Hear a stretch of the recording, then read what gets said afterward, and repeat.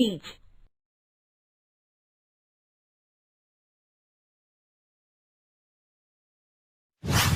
अरे आग लगे, ये भी कोई जिंदगी है। सुबह से चिल्लम चिल्ली पुकार सुन के मैं तो तंग आ गई हूँ।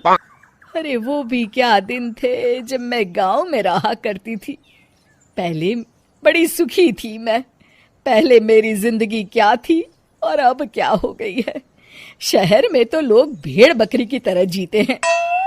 जीने का असली मजा तो गांव में है। क्यों, क्या हुआ माँ जी? आज गांव की बहुत याद आ रही है आपको?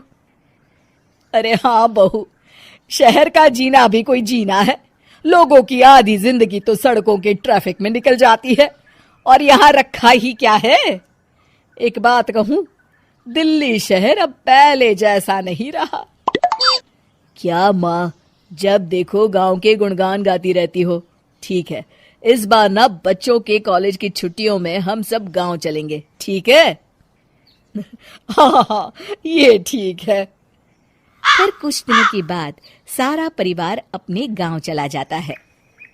अरे वाह,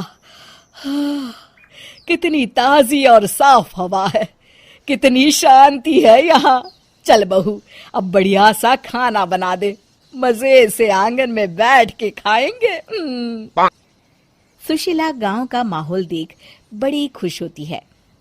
2 दिन के बाद गांव की कुछ औरतें सुशीला के घर आती हैं। बड़े दिनों के बाद गांव आई है सुशीला। हमें तो लगा कि तू शहर जाके गांव को भूल गई। और बतिया, तेरी बहू कैसी है? जरा मिलवा तो उससे। अरे मेरी बहू तो लाखों में एक है। बड़ी किस्मत वाली हूँ मैं जो मुझे जानकी जैसी बहू मिली है।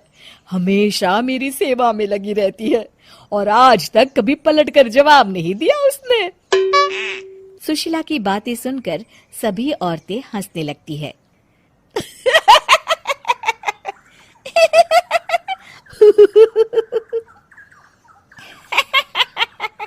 अरे कुछ भी बोले जा रही है। तबीयत तो ठीक है? तेरी बहू चांद से आई है क्या? क्यों बहनों, दुनिया की कोई भी बहू अच्छी होती है क्या? सब औरतें ममता की हाँ में हाँ मिलाती हैं। अरे मैं तो कहती हूँ दुनिया की हर बहू सास का खून चूसने वाली डायन होती है, डायन। मैं तो एक बिल में 1000 सांप के साथ रह सकती हूँ, लेकिन अपनी बहू के साथ नहीं रह सकती। हाँ, तूने सही कहा। मेरी बहू तो तेरी बहू से भी 2 कदम आगे है। सब औरतों की बातें सुनकर ममता मन ही मन बड़बड़ाती है। अरे ये गांव सुधर गया, लेकिन औरतें नहीं सुधरी।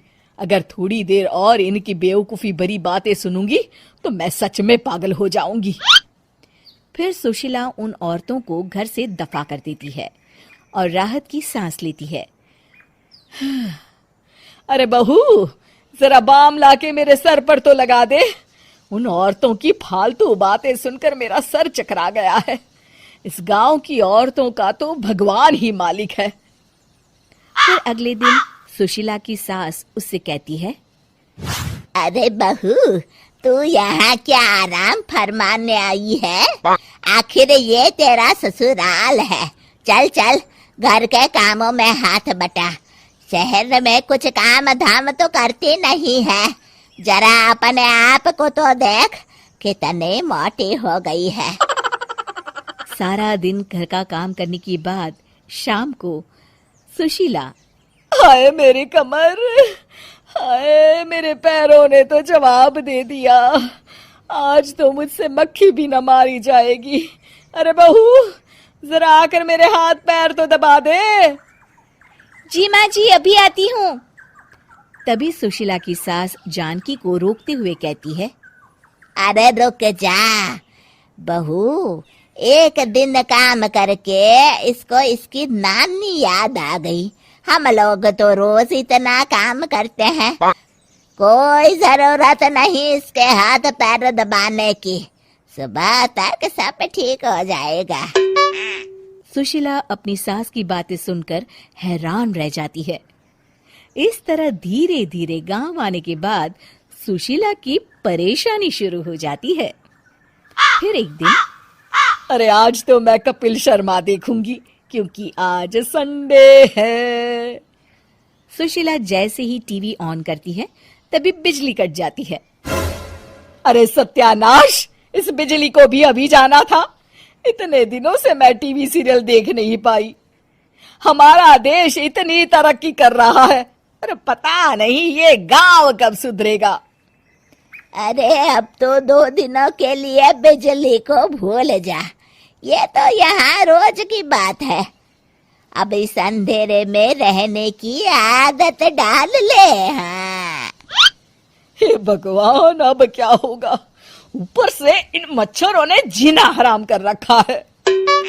दूसरी तरफ घर के काम कर करके और बिना किसी सुविधा के सुशीला तंग आ जाती है और उसे शहरी जीवन याद आने लगता है। क्यों माँ, मजा आ रहा है ना? अरे आपने ऐसी सूरत क्यों बना रखी है? मुस्कुराइए, अब हम गांव में हैं। मोहन के साथ जानकी भी अपनी सास की खिंचाई करती है। हाँ हाँ माँ जी, आप ही तो यहाँ की बड़ी तारीफ कर रही थी। फिर अभी तो कुछ ही दिन बीते हैं, वैसे भी अब तो आप यहीं रहने वाली है ना? अरे नहीं नहीं बहू, मैं एक दिन और यहाँ रुकी तो मर जाऊंगी। मुझे शहर ले चलो। क्या दिन थे, कितनी सुखी थी मैं वहां। ठीक है माँ, हम कल ही वापस शहर चले जाएंगे। इस तरह सुशीला शहर आ जाती है और फिर कभी दोबारा गांव जाने की जिद नहीं करती।